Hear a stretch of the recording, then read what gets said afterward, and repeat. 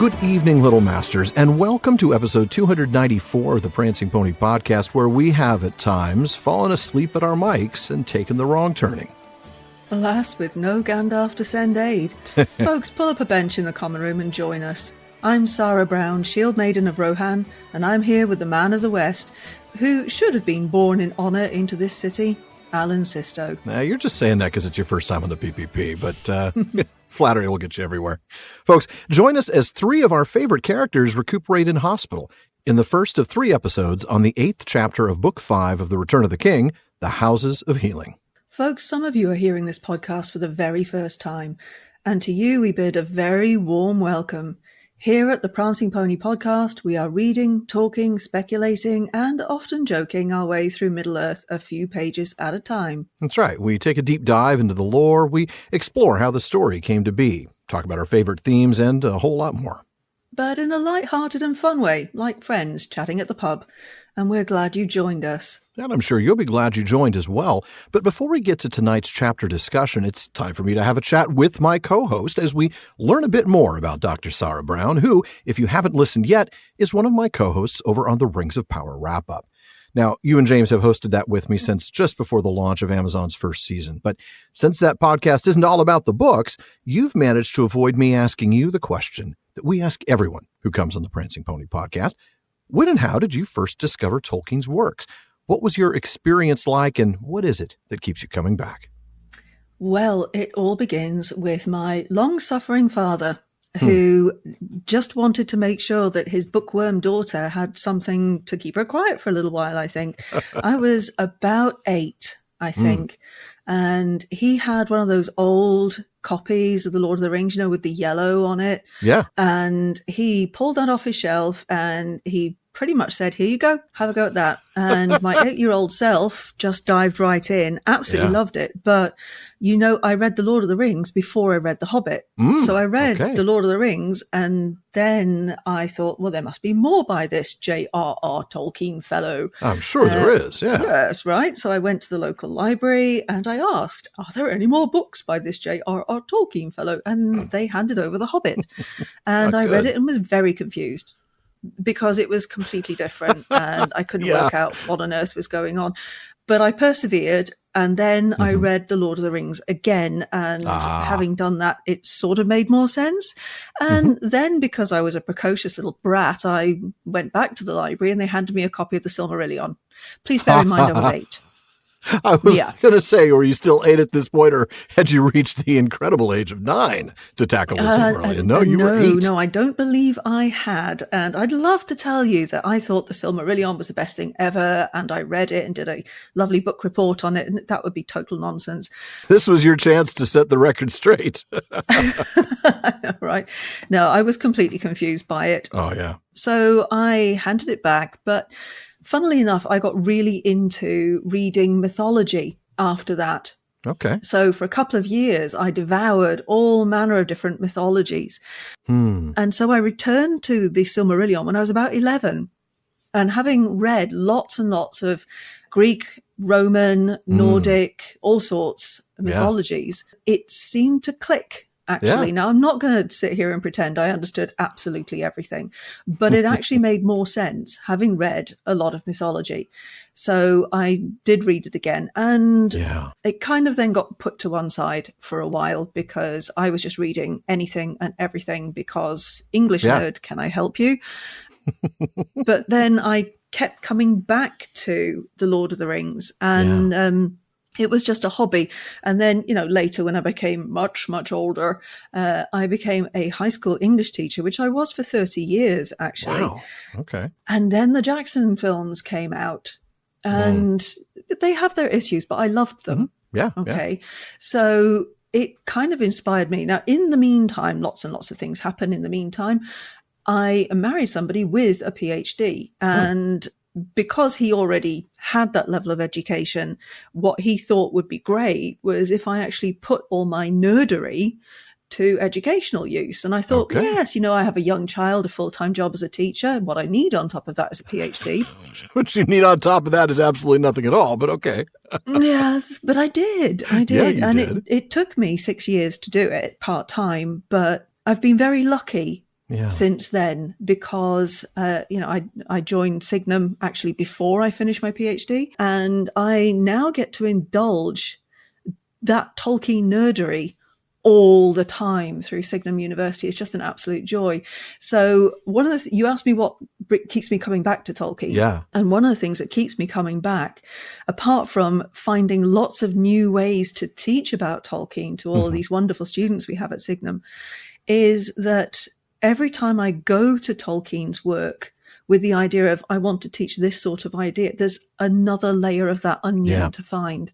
Yeah. And it's wonderful because it has breadth and depth and layers that you can just continue pulling apart at whatever stage you're at in life, right? Yeah, absolutely. That's something I've discovered over the course of, doing this show is I used to read the Legendarium, or at least the Lord of the Rings every year. And I would always learn little bits, here and there, but it was diving in, doing that sort of, big nerd cred thing. Because that's really what we do here too. It's we teach. I mean, I don't think about it that way consciously, but as we're talking through these things, as we go through the chapters, we're teaching these themes, we're teaching these concepts. And as I'm doing that, I'm discovering the same things that you have, that there's always new layers, new ways of opening these things up.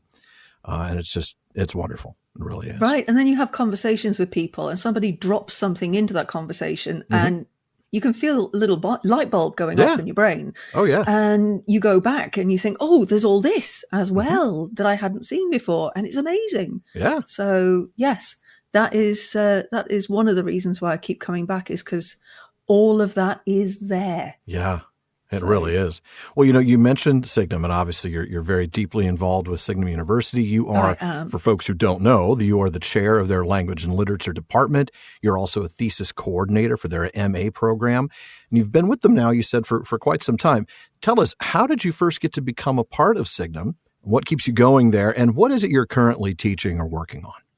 Okay. I've been with Signum since 2012. Oh my. So yeah, that's I know, early days. Right? Yeah. I know. So it was kind of happenstance, really. The first time I actually met Corey Olsen, and he probably doesn't even remember this because it was back in 2005. Oh my. But it was a big Tolkien Society thing in Birmingham in 2005. And I was fangirling all over the place when I saw Corey Olsen speaking in person, because obviously I'd been listening to broadcasts and things like that. He was doing his podcasty things even at the time. And there he was, the Tolkien professor, live and in the flesh, as it were. And I did indeed speak with him, but I hadn't even got as far as starting my PhD at that point. I was about to, but I hadn't even started. So that was the first time. But having met him, I became even more, if you like, interested in what he was doing. Yeah. And by the time I met him again, which was actually in Loughborough in 2012, another big Tolkien Society thing, I'd actually been in touch with him a few times for various things. And it was then that he invited me to jump on board with this new thing he had going, which was Signum University. And I thought, that sounds fantastic. And at first I put him off, saying, I really think I should finish my PhD first. But then I ended up getting persuaded to join, and I actually started teaching for them in the semester before I actually finished my PhD. Wow. So I know. So I actually started teaching for them just before I finished it, but I've been with them ever since. So I started off just doing the odd semester here and there, because bear in mind I was teaching full time. Yeah, you were still working. Exactly. In your other job. In my other job. That's right. It sort of crept up on me. And then eventually, for numerous very dull reasons, I finished up being a high school teacher. After 30 years, I think one is entitled to walk away. One frankly. is, yes. Right. Before one is utterly broken. And serendipitously, I was able to start pretty much full time with Signum. That was not long after, at a point where Corey had actually asked me if I would like to take on the chair of departmentship. And I thought, well, that sounds great, actually. And, at my advanced age, I was ready for a new adventure. I'm quite ready for another adventure. Quite ready for another adventure. So what are you teaching these days then? Well, I have just finished a whole semester-long lecture series that I've been teaching with Dr. Christopher Vaccaro, who some people in Tolkien fandom as well as Tolkien scholarship will know very well. And we were doing a course on race, gender, and the other in Tolkien's work. And that was absolutely fantastic. Yeah. So really enjoyed that. But this term, this semester, I'm actually teaching a course on the Inklings and King Arthur. So it's not just Tolkien. Oh, okay. It's other Inklings as well. Owen Barfield, Charles Williams, C.S. Lewis, and Tolkien. So those are the four main players. Yeah. No, there are so many Inklings, actually. Yeah, that's true. There were so many that came in and out of that group. Exactly. Yeah, you're right. Yeah. So these are the four main players, and they all, despite the fact that they all wrote different things and in different styles, they all have connections to the King Arthur story. Yeah. You can find tropes, themes, ideas from the King Arthur story in their own writing.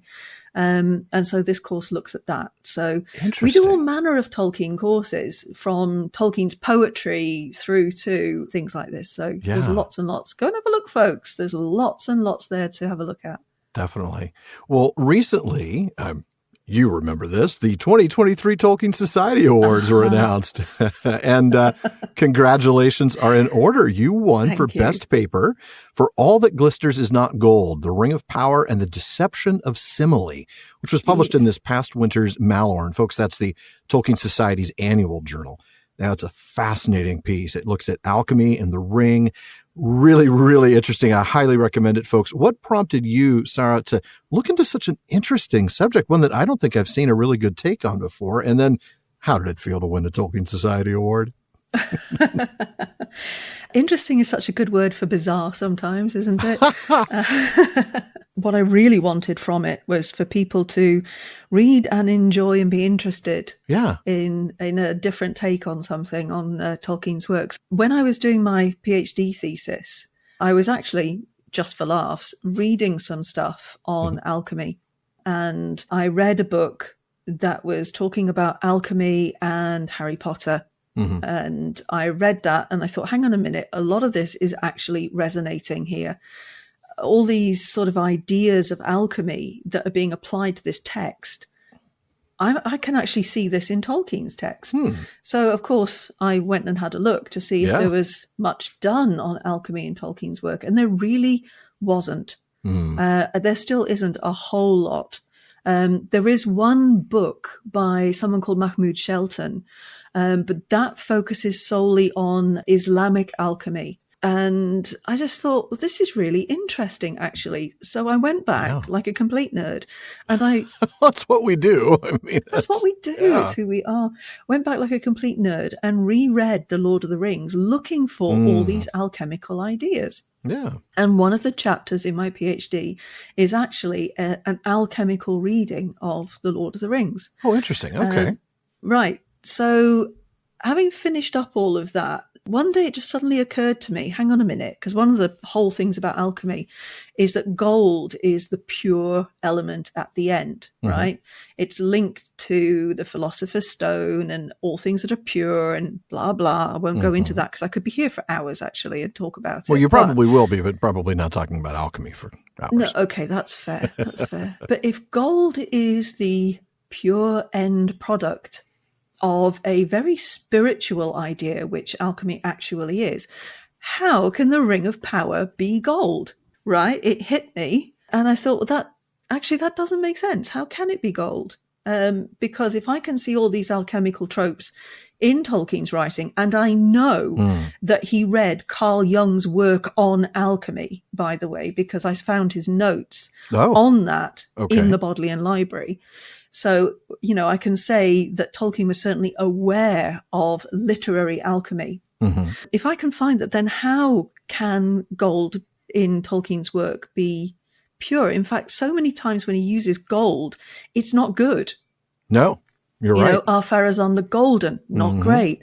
Dragon Gold, not good. Whereas he seems to prefer silver. Isn't that interesting? It is. Right. Anyway, that's a whole other, I digress. Hey, you're already getting into it. Great. That's I know, the way right? you ought to do it. But having decided that the Ring of Power couldn't possibly be gold, I then reread The Lord of the Rings looking for all the mentions of the ring and realized it's never actually referenced as gold. No, it isn't. So having found that kind of clicked all sorts of things into place. And I put a load of that into my PhD thesis, but never kind of wrote it up. And then I thought, well, this will be a fun paper.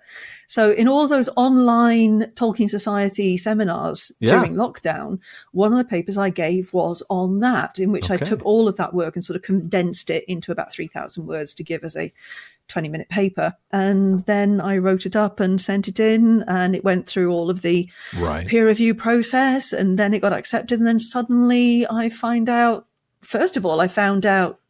because somebody atted me on Twitter that it had been shortlisted. Yeah. And I was astonished because I had absolutely no idea.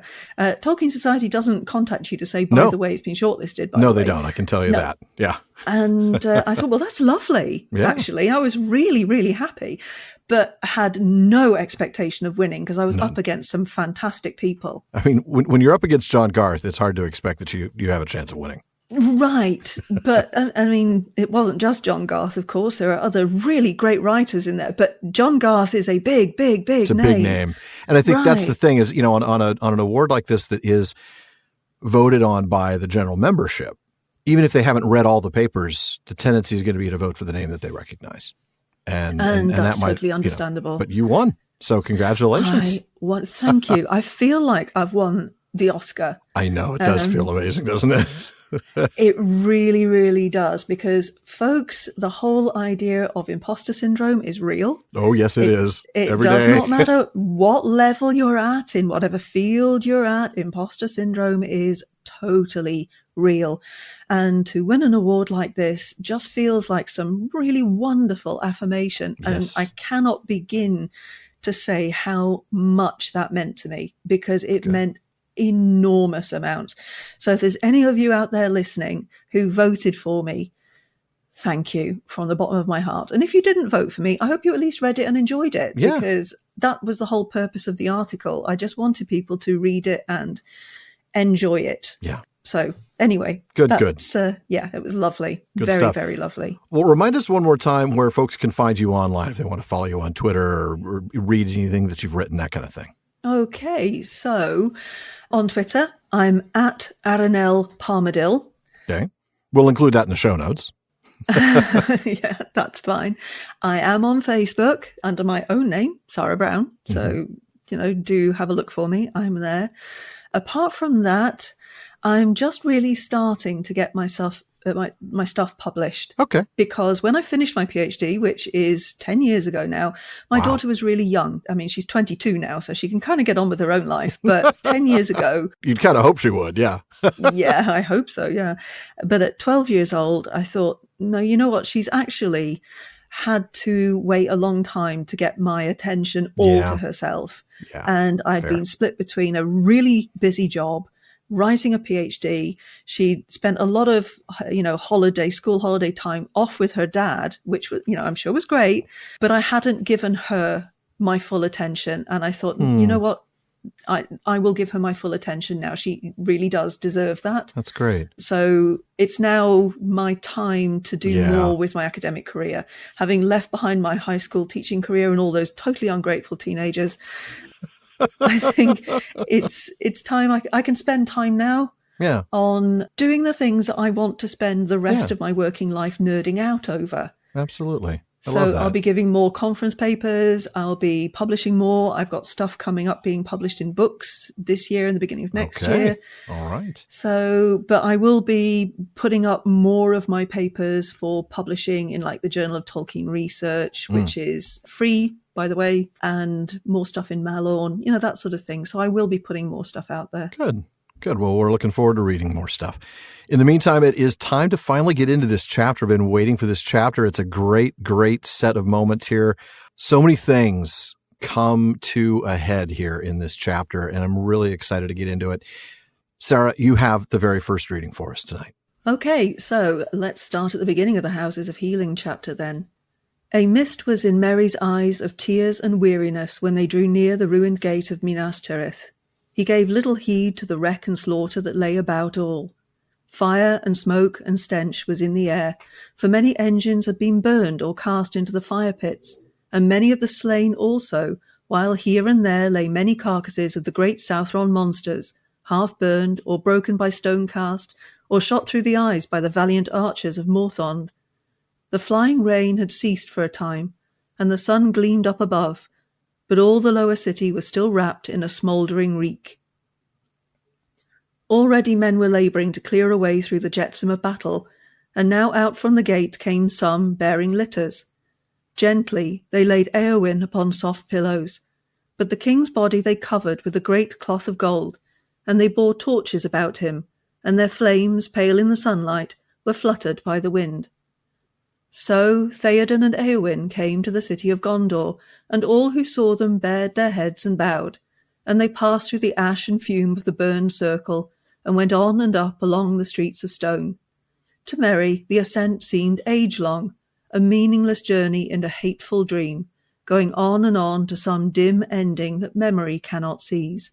Slowly the lights of the torches in front of him flickered and went out, and he was walking in a darkness, and he thought, "This is a tunnel leading to a tomb.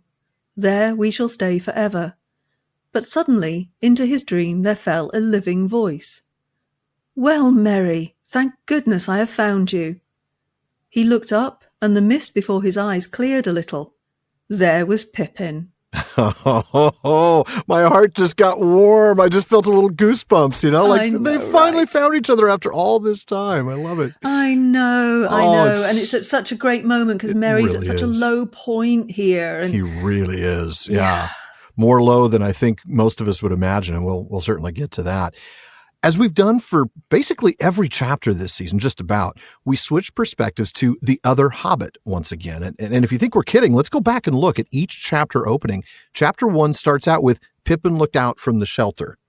Yep. Chapter 2 has Gandalf was gone and the thudding hooves of shadow were lost in the night when Merry came back to Aragorn. Yeah. And then chapter 3, and even as Pippin stood at the great gate, the king of Rohan came down out of the hills. Now, okay, that references Pippin, even though it's a chapter that involves Merry. So it takes a couple paragraphs to bring us back to Merry. It's the exception that proves the rule. In chapter 4, Pippin was roused by Gandalf. In chapter 5, it was dark and Merry could see nothing as he lay on the ground rolled in a blanket. Chapter 6, it quite quickly gets to Merry's perspective of the battle and that confrontation between Éowyn and the Witch King. That's right. And then just last chapter starts with when the dark shadow at the gate withdrew, Gandalf sat still motionless, but Pippin rose to his feet as if a great weight had been lifted from him. Right, and here a mist was in Merry's eyes. I love it. It's a great technique, and it works super well, this interlacing once again. But the party's all back together, and now that that's the case, well, okay, not the whole party, the 6 that aren't dead or in Mordor, that technique will no longer be used in chapters 9 and 10. But I did think that would make for just an interesting digression/observation here. Absolutely. So here we're with Merry as he gets near the gate and he can hardly see because of his tears and his complete and total fatigue. And let's not forget that trauma of the battle that he's been through, right? Yeah. He absolutely is suffering from post-traumatic stress disorder, no doubt. I mean, this is PTSD all over it in terms of facing off against the Witch King, the trauma that he experienced to the point where he was blind and sick on the battlefield. Just horrific experience. Yeah, and here it's almost like he's dissociating a little bit. He's not really 100% sure exactly where he is. No, as we'll see, he really is definitely not sure where he is. We do get some description of the destruction. We're told Merry didn't pay attention to it at all, but as the readers, we get to see this awful post-battle scene.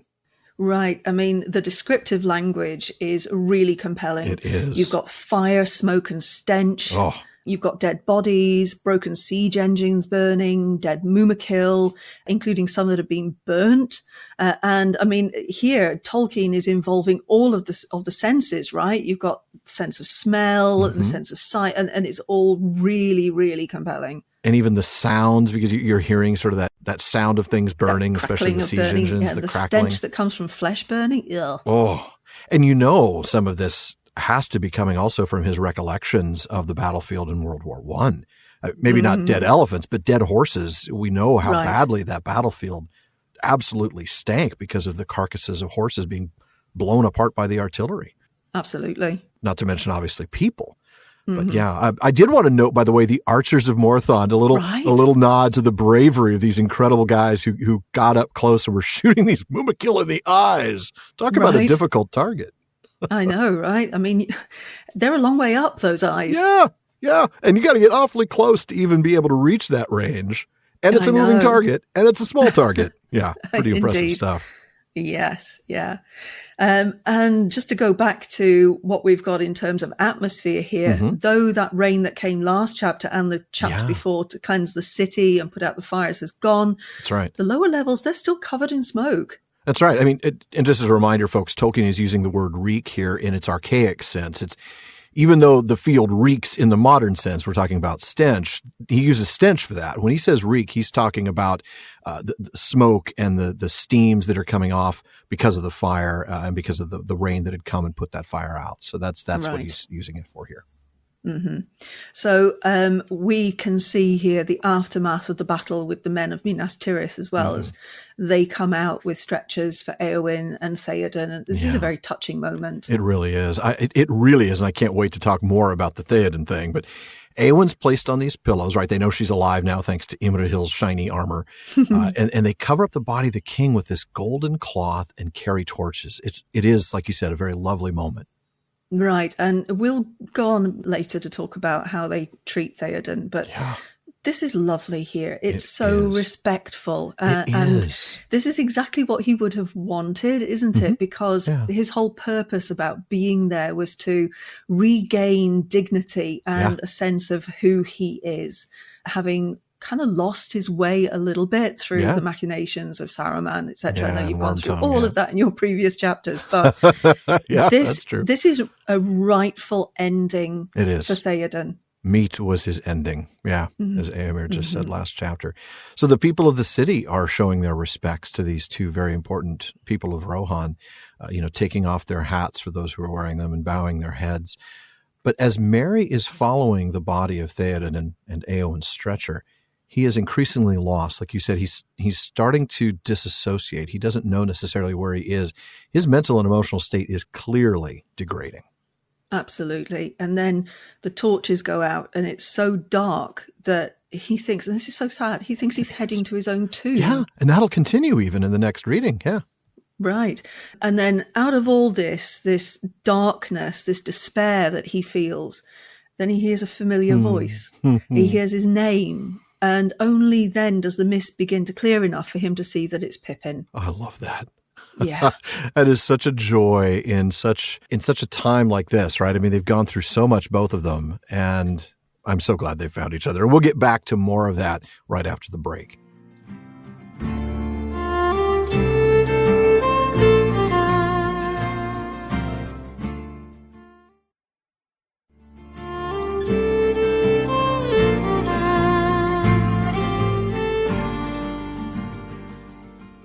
Now, before we get back to the text and Mary's confusion, we do want to make sure you know that even after you've listened to the episode, there is a lot more talk going on at the Prancing Pony podcast. Absolutely. The PPP has an amazing listener community. They're always coming up with great questions and discussions across all our social media spaces.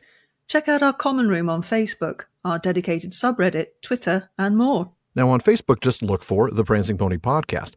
Follow the page to get the news, but be sure to join the group for some great discussions. Or if you prefer Reddit, find us there at r/PrancingPonyPod. On Twitter, Instagram, and TikTok, we're simply at Prancing Pony Pod. Exactly. And finally, my all-new daily podcast, Today's Tolkien Times, should be out by now. It's a short 6 to 8 minute show available wherever you get your podcasts, so Apple Podcasts, Spotify, wherever, and also available in video form on YouTube. Each weekday features something different, from Mailbag Monday to Word Nerd Wednesday. So join me on this new adventure.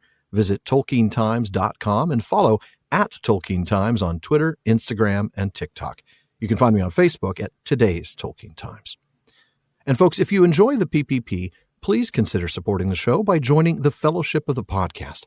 And when you do, you get a lot. You get an active Discord community that includes live episode recordings. You get postscripts, episodes without digital ads, and a whole lot more.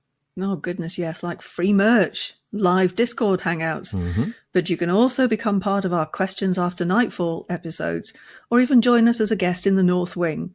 So please, go to patreon.com/prancingponypod to show your support and join the fellowship of the podcast. Now, of course, you can also help us out by giving us a rating and review over on Apple Podcasts and a rating on Spotify. And please continue to recommend us to your friends. For now, though, shall we get back to the text? I think we should. Alan, you're up. They were face to face in a narrow lane, and, but for themselves, it was empty. He rubbed his eyes. "Where is the king?" he said, "and Éowyn?" Then he stumbled and sat down on a doorstep and began to weep again. "They have gone up into the citadel," said Pippin. "I think you must have fallen asleep on your feet and taken the wrong turning. When we found that you were not with them, Gandalf sent me to look for you. Poor old Mary, how glad I am to see you again. But you are worn out, and I won't bother you with any talk. But tell me, are you hurt or wounded?" "No," said Mary. "Well, no, I don't think so. But I can't use my right arm, Pippin. Not since I stabbed him. And my sword burned all away like a piece of wood." Pippin's face was anxious. "Well, you had better come with me as quick as you can," he said. "I wish I could carry you. You aren't fit to walk any further. Well, I shouldn't have let you walk at all, but you must forgive them. So many dreadful things have happened in the city, Mary, that one poor hobbit coming in from the battle is easily overlooked." "It's not always a misfortune being overlooked," said Mary. "I was overlooked just now by...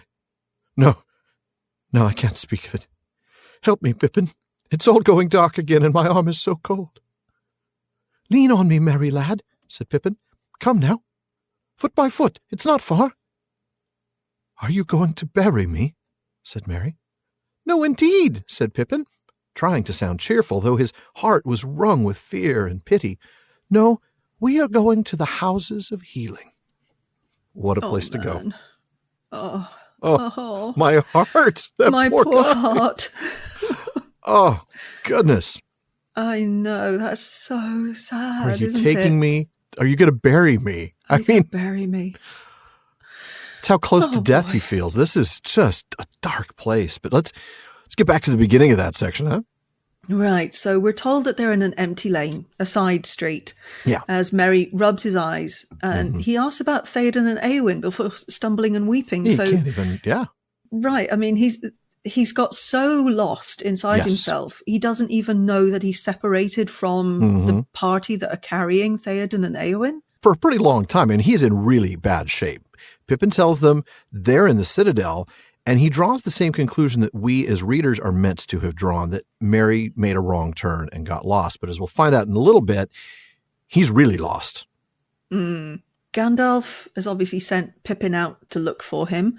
And while Pippin is undoubtedly thrilled to see Merry, he recognizes the condition he's in. Just for once, he's not going to talk his ear off. Just for once. That's about right, Pippin. Thanks for paying attention. You've grown up quite a bit.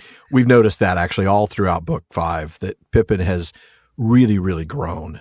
He really since has. Looking in the Palantir. He's just grown so much. But he does ask for a status check, really. Like, are you hurt or injured? I need to know what to do with you now. And Merry fills him in, right? I can't use my right arm at all. It's completely numb since attacking the Witch King. That was, of course, his sword arm. Right. Not that he has a sword to use anyway. No, you're right. It is all gone. Pippin, of course, is rightly concerned by this, and immediately, and I love this about Pippin, he makes a decision right away. And Merry, it's time to come with me. Right. And again, this shows Pippin's growth, right? He's Absolutely. He's just making a decision. This is it. This is what we're going to do. He's not sitting around waiting for somebody to find them. He's not waiting for a decision to be made. He's going to make it. Yeah. Right. So Pippin's thoughts are, okay, so Merry shouldn't be walking, but A, they've overlooked him, and B, he'll have to walk because Pippin can't carry Merry. Absolutely. I mean, there's no way in the world that he's going to be able to pick him up and carry him. So Merry begins to talk about how being overlooked is not really a bad thing all the time. His mind obviously going back to just, moments ago, maybe an hour ago at the most, going back to the Witch King, not seeing him on the Pelennor. But just the very thought of that, right? I mean, that seems to be the thing that triggers going even darker for him right now. His arm, numb since the strike, is now going cold. And that's the first sign that this is very similar to the wound that Frodo had after Weathertop, after being stabbed by that Morgul blade. Right. And I think it's important to note that this darkness descends further at just the thought of the mention and the recollection of that moment. Yeah. Right. So Pippin tells Merry to lean on him, that they'll just go step by step. And this is the bit that gets me every time. Strong. Yeah. We sing here on the PPP. I don't know if I told you that, Sarah. Did we sing? Yeah. I may have heard this happen once or twice before. If you really want me to sing, we need to actually put up some notices for the listeners, because I have a singing voice that sounds like a cat being rubbed with a cheese grater. So we just need to put out a warning first. Okay. Content warning. Cat being scraped by a cheese grater. Okay. Exactly. And I'm sure you can imagine just how howly that would turn out. Anyway, I did interrupt you with my singing. I apologize. Go ahead.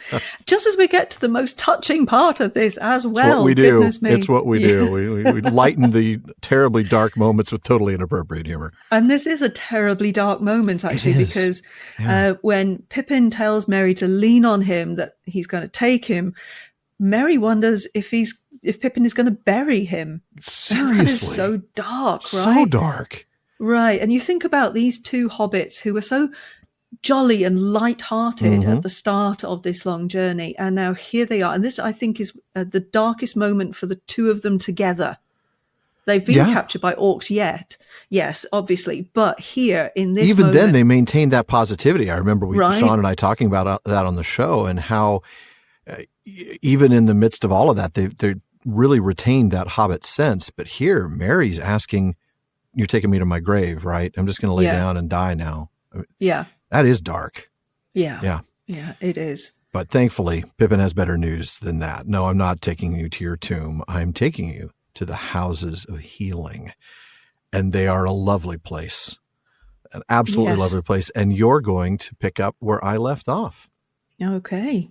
They turned out of the lane that ran between tall houses and the outer wall of the fourth circle, and they regained the main street, climbing up to the citadel.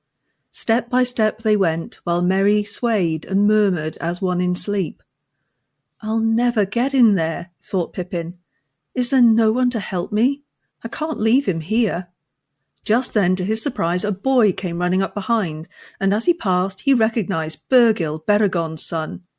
"Hello, Bergil," he called. "Where are you going? Glad to see you again and still alive." "I'm running errands for the healers," said Bergil. "I cannot stay." "Don't," said Pippin, "but tell them up there that I have a sick hobbit, a Perian, mind you, come from the battlefield. I don't think he can walk so far. If Mithrandir is there, he will be glad of the message." Bergil ran on. "I'd better wait here," thought Pippin. So he let Merry sink gently down onto the pavement in a patch of sunlight, and then he sat down beside him, laying Merry's head in his lap. He felt his body and limbs gently, and took his friend's hands in his own. The right hand felt icy to the touch. It was not long before Gandalf himself came in search of them. He stooped over Merry and caressed his brow, then he lifted him carefully. "He should have been born in honour into this city," he said. "He has well repaid my trust, for if Elrond had not yielded to me, neither of you would have set out, and then far more grievous would the evils of this day have been." He sighed. "And yet here is another charge on my hands, while all the time the battle hangs in the balance." And boy, it still does. Absolutely. Wow. So going back to the beginning of that passage, we get this idea of where Merry was when Pippin found him. This is what tells us just how lost they really were. Right. Somewhere down on the fourth circles on a side street in a residential district. Yeah. Right. So that means he lost his way quite some time ago, really. Mm-hmm. I mean, to be all that way away from everybody else, and it's been long enough that he's been lost for the king's entourage to arrive at the citadel, and for Gandalf to notice Merry is missing, plus long enough for Pippin to look for and miraculously find him. Yeah, that has to have been a while at this point. I mean, Pippin would have scoured all of the 6th level first and then all of the 5th level, and then he finally finds him on the 4th. So, yeah, this has been a while. But they do finally manage to make their way back onto that main street. So now we know, because we know where the Houses of Healing are, that they're going to have to climb 2 more levels to get to where the Houses of Healing are located.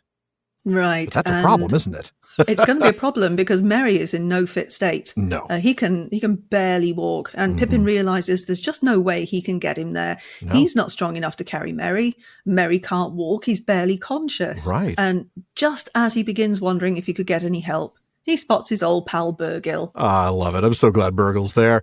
There's a quick greeting. And by the way, hey, glad you're still alive. And he asks Burgil for a little help. Now, Burgil's running errands, right? I can't help you. But hey, that is good enough for Pippin because frankly, if you're running errands for the healers, that's exactly where I need you to get a message. I need you to get a message to Gandalf about Merry. And I'm sure Pippin is hoping that will help. Maybe not that Gandalf will come himself, but that Gandalf will send somebody who's maybe a little stronger than Pippin who can help carry Merry back. Yeah. Right. And then there's this wonderful little moment that has real resonances of Frodo and Sam. I thought the same thing. Yeah. Right. They sit down and Pippin lays Merry's head on his lap and he strokes him and he holds his hand. And this is just what Sam does to take care of Frodo. It's so beautiful. It's such a tender moment. Yeah. It's lovely. It's a really tender moment, as you say. Yeah. But in another echo of Frodo, Pippin notices Merry's cold right hand. Wow, there really are more parallels here than I think I might have caught in previous readings. Right, yeah. And it's great to read this and see all these parallels because you can actually see just how cleverly Tolkien has constructed this story when you've got all of the things that are going on at the same time as this is happening, the things that are happening for Frodo and Sam. And you realize that all of those things are happening at the same time as this. Yeah. Yeah. It's fantastically well done. It really as is. We know. I'm shocked, I tell you, that Tolkien did this so amazingly well. Stunned, right? I'm sure Tolkien would be so gratified to hear the praise of Sara Brown. Yeah, indeed. Well, now that Dr. Sara Brown has told me I'm very good at this, I shall finally believe. No. All right. Anyway. Yes. So, yes, Pippin is holding Merry and they're sitting in some sunshine, which is really lovely, but they don't have to stay there for too long because Gandalf comes and finds them relatively quickly. Yes, I'm sure that the moment Gandalf heard that message, he immediately headed out. And Gandalf tends to Merry tenderly and briefly and lifts him up. He observes, like you read in the text, he should have been carried into the city in honor. Yeah. Right. And that, I think, is a really powerful moment as well, because here is this little hobbit, and yet again, this little hobbit has done something that is so immensely powerful and important. Yeah, and yet is overlooked again. I mean, you think about how often Merry was overlooked leading up to the battle. He was overlooked, when he was on the horse with Dernhelm. He's overlooked on the ground when Elfhelm calls him Master Bag, after he trips on him and thinks he's a root. There's all these times where Merry is overlooked. And here's one more time after accomplishing such a great task. Yeah. Yes, when he should have been actually carried in at the same time as Éowyn was carried in. And just because he's not unconscious the same way that Éowyn is, it doesn't mean he's not really damaged by his encounter with the Witch King. So it's a bit of a shame, but as he pointed out, sometimes being overlooked is not too terrible. Indeed. Yeah. But the other thing that Gandalf does here is he points out how grateful he is that Elrond gave in to him on sending Merry and Pippin. Absolutely. Because if he hadn't... Oh, I know. I mean, the Spibimi here, for those of you who are brand new to the show, I'll spell that out. That is, shall prove it mine instrument. It goes all the way back to our first season, and it references a moment in Ainulindale, which is the myth of the creation of the world, in which Melkor tells, kind of spouts off on Iluvatar on his theme, and Iluvatar's like, sorry, nothing you can do is going to change what I've got in store. And so it's our shortcut way of referring to, kind of sovereignty and that kind of thing.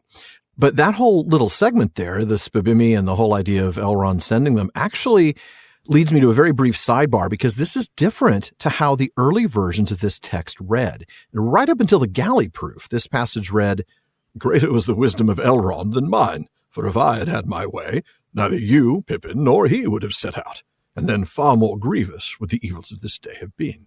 Oh, that's really interesting, right? Isn't it? Yeah. Yeah. Now, this draft version itself was a bit confusing, as Christopher Tolkien points out in The War of the Ring, which is volume 8 of the History of Middle-earth series, in which it says, the form of the choosing of the company in Fellowship had been reached long before in the second version of The Ring Goes South. Yeah. That form was, of course, Gandalf telling Elrond to trust rather to their friendship than to wisdom, and Elrond conceding, sending both hobbits on the journey. Yeah. I mean, Christopher acknowledges that earlier on in the drafting process, Gandalf had opposed their inclusion, but it was in agreement with Elrond and not in a difference with Elrond.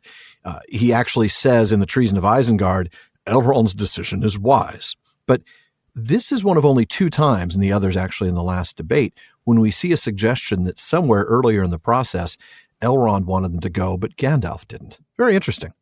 Right. And while Gandalf is undoubtedly pleased to see Merry and to be able to get them back on the road to healing, he laments, and it's a good point, that he is yet another charge while the battle's outcome is still in doubt. He's never going to make it out on that battlefield, is he? No, he isn't. No. And there's only so much multitasking even Gandalf can manage. That is true. That is true. Right, Alan, I think you've got the next reading in the chapter, right? I do indeed. So at last, Faramir and Éowyn and Meriadoc were laid in beds in the houses of healing, and there they were tended well. For though all lore was in these latter days fallen from its fullness of old, the leechcraft of Gondor was still wise, and skilled in the healing of wound and hurt, and all such sickness as east of the sea mortal men were subject to, save old age only. For that they had found no cure, and indeed the span of their lives had now waned to little more than that of other men, and those among them who passed the tale of 50 years with vigor were grown few, save in some houses of purer blood.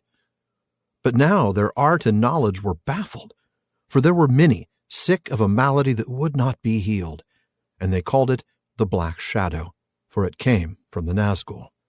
And those who were stricken with it fell slowly into an ever deeper dream, and then passed to silence and a deadly cold, and so died. And it seemed to the tenders of the sick that on the halfling and on the Lady of Rohan this malady lay heavily. Still at whiles, as the morning wore away, they would speak, murmuring in their dreams, and the watchers listened to all that they said, hoping perhaps to learn something that would help them to understand their hurts. But soon they began to fall down into the darkness, and as the sun turned west, a gray shadow crept over their faces. But Faramir burned with a fever that would not abate. Gandalf went from one to the other full of care, and he was told all that the watchers could hear. And so the day passed, while the great battle outside went on with shifting hopes and strange tidings. And still Gandalf waited and watched and did not go forth, till at last the red sunset filled all the sky, and the light through the windows fell on the gray faces of the sick. Then it seemed to those who stood by that in the glow the faces flushed softly, as with health returning. But it was only a mockery of hope. Then an old wife, Yorith, the eldest of the women who served in that house, looking on the fair face of Faramir, wept, for all the people loved him. And she said, "Alas, if he should die! Would that there were kings in Gondor, as there were once upon a time, they say. For it is said in old lore, the hands of the king are the hands of a healer. And so the rightful king could ever be known." And Gandalf, who stood by, said, "Men may long remember your words, Yorith, for there is hope in them. Maybe a king has indeed returned to Gondor, or have you not heard the strange tidings that have come to the city?" Whoa, oh, the moment, the prophecy. I love it. Yeah. I actually really like Yorith as a character. I know she tends to get overlooked in the same way as Merry gets overlooked. But I think it's actually quite important that she gets these prophesying words here that are so important. The bits about the hands of the king are the hands of a healer. Yeah. This is the start of the proclamation of the coming of Aragorn. Yes, right? It is. Absolutely. And it's put in the hands of this seemingly completely unimportant other person in the houses of healing, right? Yeah, absolutely. So unimportant that even her name, well, we'll get to that. Why don't we? We'll get to that. We'll get to that. Yeah. Okay, so finally, all three of our wounded and injured characters, they are together in the houses of healing. That's right. And here we get a bit of history here about Gondor. We get more about their lore and their wisdom. That's right. Now, even though most of Gondor's knowledge has waned, again, sort of demonstrating that theme that we've seen throughout, that things were better in the past. It's a very medieval concept. So even though that knowledge has dropped, their medicinal practice or their leechcraft was still excellent. Right. And we also learn that while they could heal most wounds and sicknesses, they couldn't stop old age. Nope. And that the lifespans of Gondorians were now like most other groups of men, and few would live past 100. That's really important, right? It is very important. And in fact, important enough for us to do a very quick sidebar on the lifespan issue. You're likely familiar with the appendices, which in 3 different places actually say that the Númenóreans had a lifespan thrice that of the other men of Middle-earth. Right, and you might even recall the opening paragraph of the line of Elros in Unfinished Tales, where it says, "For to the Númenóreans long life had been granted, and they remained unwearied for thrice the span of mortal men in Middle-earth." That's right. But there is a footnote in that same chapter of Unfinished Tales in which Christopher explains, in the latest writing on this subject, which was written about the time that Tolkien was doing his last work on the tale of Aldarion and Arendis, the Númenórean people as a whole are ascribed a lifespan some 5 times the length of that of other men. So whether it's 3 times or 5, clearly they used to live a very, very long time. And once again, following that sort of medieval theme, things aren't what they used to be. Right. But this, of course, isn't old age. No. And it also isn't the usual sickness or injury. There's some weird sort of condition, a malady that they can't seem to address. And they call it the Black Shadow. Yeah. I mean, they do know a few things about it, right? They know its source. They know that it comes from the Nazgul. And they're able to identify the symptoms. The victim falls into deep dreams, silence, extreme cold, and death. And those who are taking care of Merry and Éowyn and Faramir, they note that the first 2 seem to be suffering from a severe case of Black Shadow. Absolutely. Not a surprise, really, is it, considering their proximity to Absolutely. Witch King? Right. Yeah. So in the early part of the day, they were talking during their dreams. And then as the day progressed, they go silent and dark, and there's a shadow that goes over their faces as time goes on. Kind of makes me think of when Mary said, are you taking me to my tomb? Almost as though he was already in a dream that that's going to happen. Like he's seeing his own death right in front of him. He knows it's this singular path that he's on, and that's the inevitable result. I mean, that it would have been were it not for the healing hands of the king that we'll see later. But right, but a slight sidebar, just a slight sidebar. Let's not forget that this is not the first time that Mary's been in a weird dream in a tomb. Excellent catch. Excellent catch. Yes, if we go all the way back to the Barrow Downs, all the way back at the beginning of the Fellowship of the Ring, this is not the first time he has experienced something like this, right? And he said he had terrible dreams. He was the one who actually experienced the spear in the chest, if I remember correctly, right? Right. He's reliving the words of, or the experience of one of the princes of Cardolan, and he says, "The men of Carn Dûm came on us at night, and we were worsted. Ah, the spear in my heart." He clutched at his breast. No, he said, opening his eyes. "What am I saying? I've been dreaming."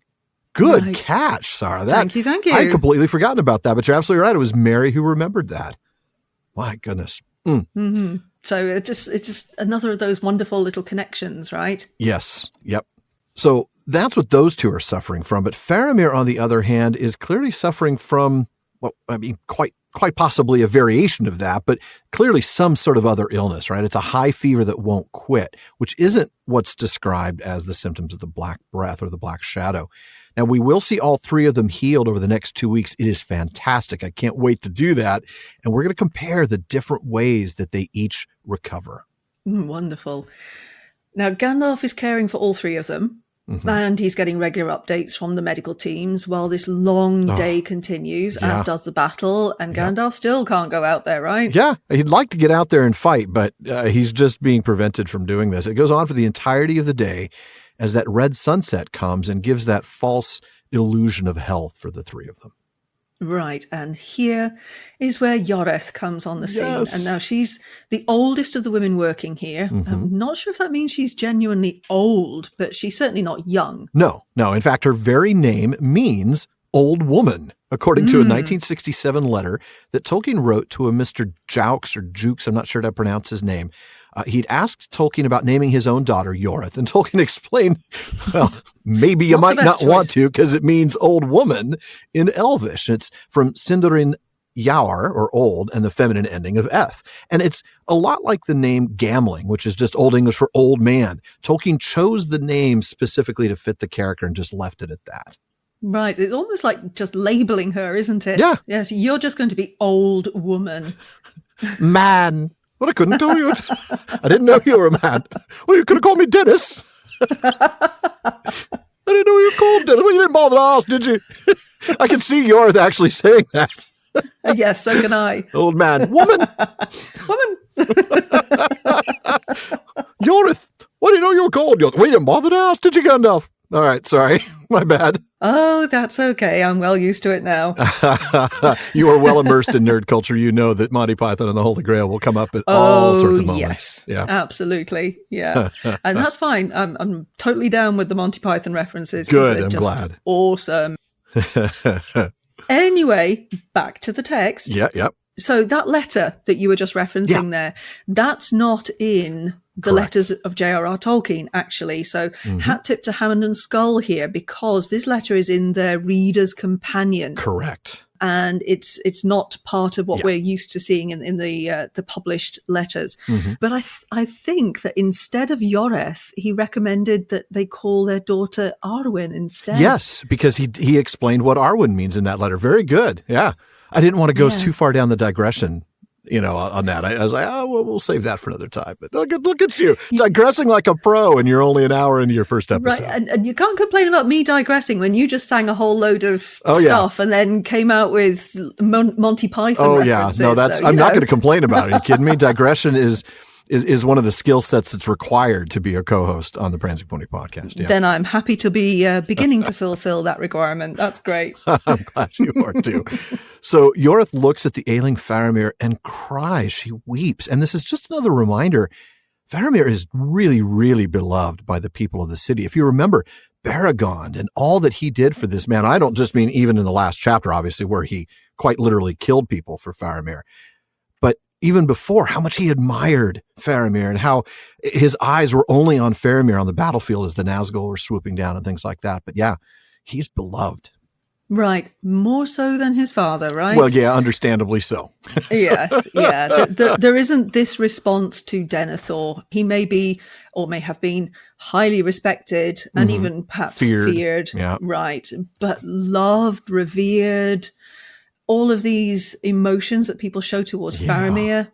Yeah, I would have loved to have seen how the people responded to Boromir and how different that might have been. I was thinking the exact same thing. Certainly an admiration, of massive respect.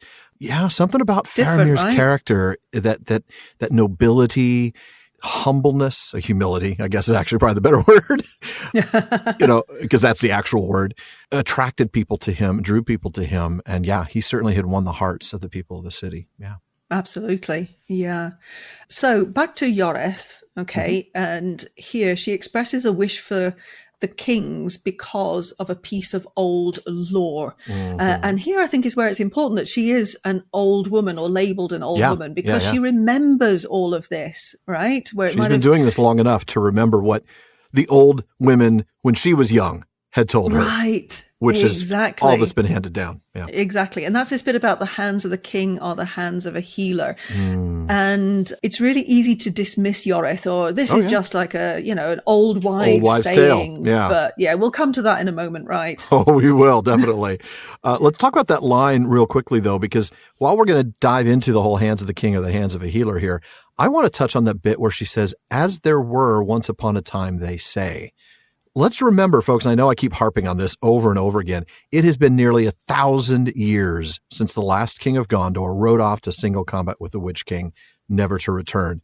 I keep going back to the Battle of Hastings because that's been almost 1,000 years as well. So it's a really good time point to say it would be like all of a sudden, if those kings, that line showed up again after the Norman invasion, and all of a sudden they were the kings. It's a radically different thing. Nobody can remember that. It was 1,000 years ago.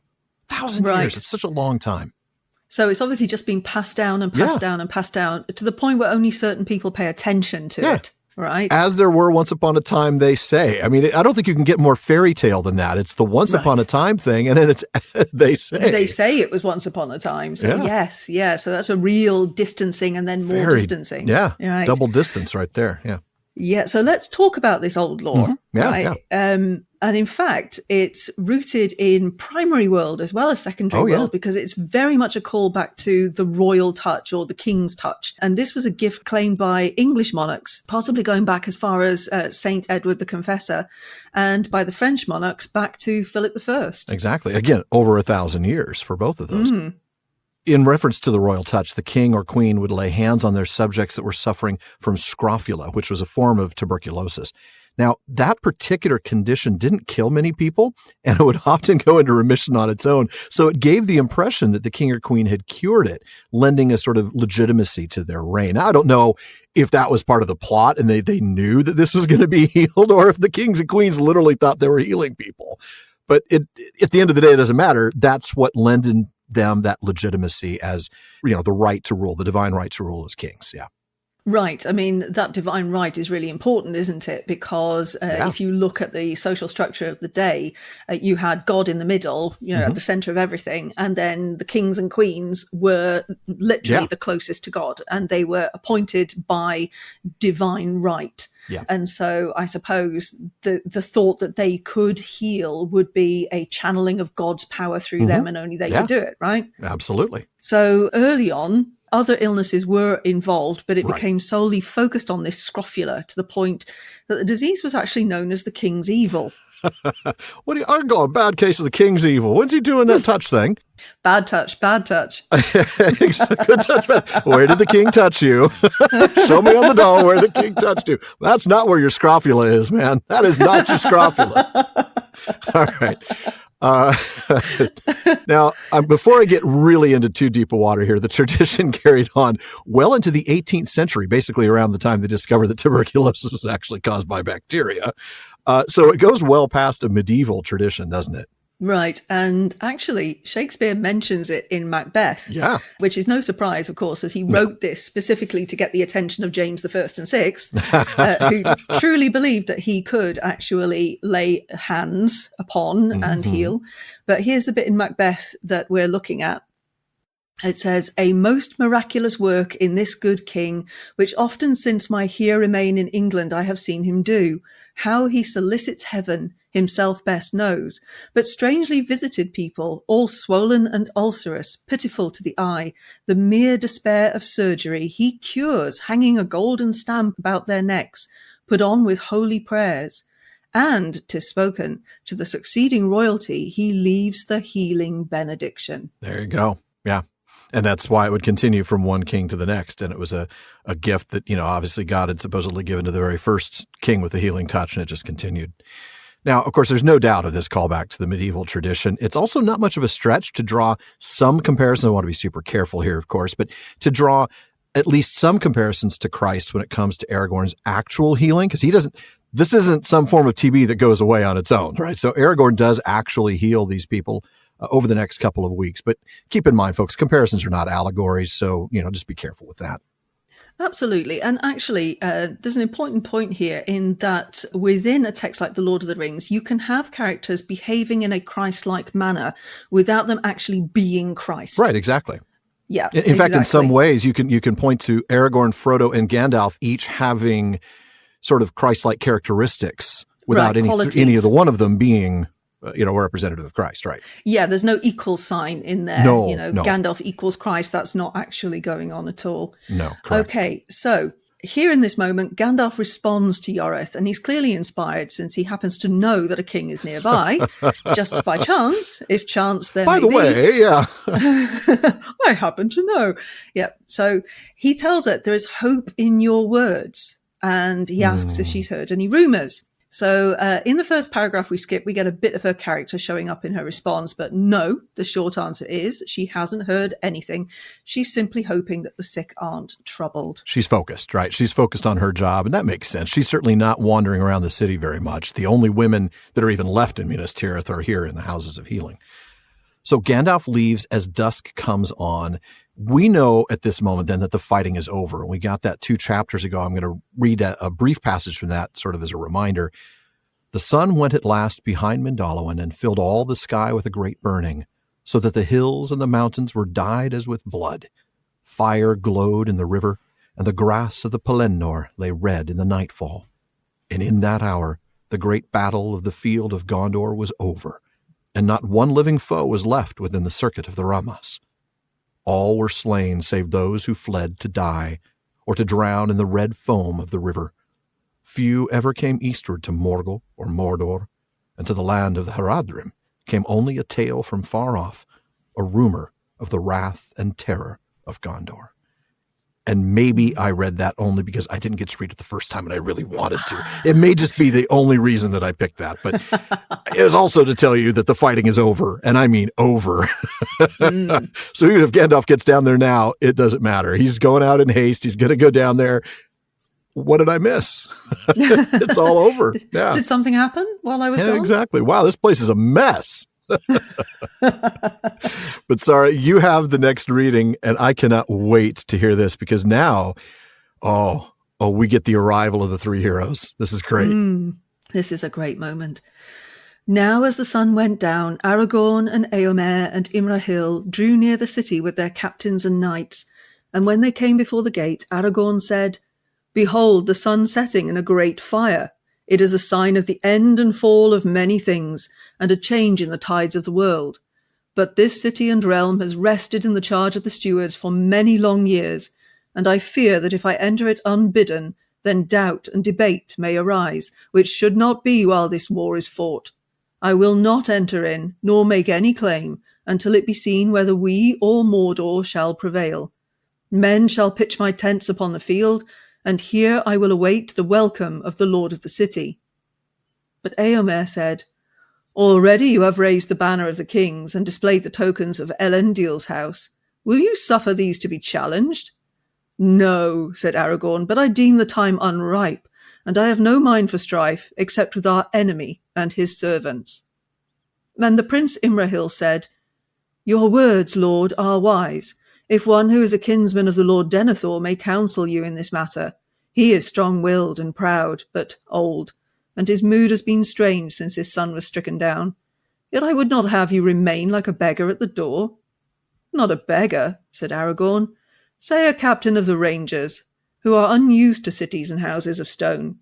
And he commanded that his banner should be furled, and he did off the star of the North Kingdom, and gave it to the keeping of the sons of Elrond.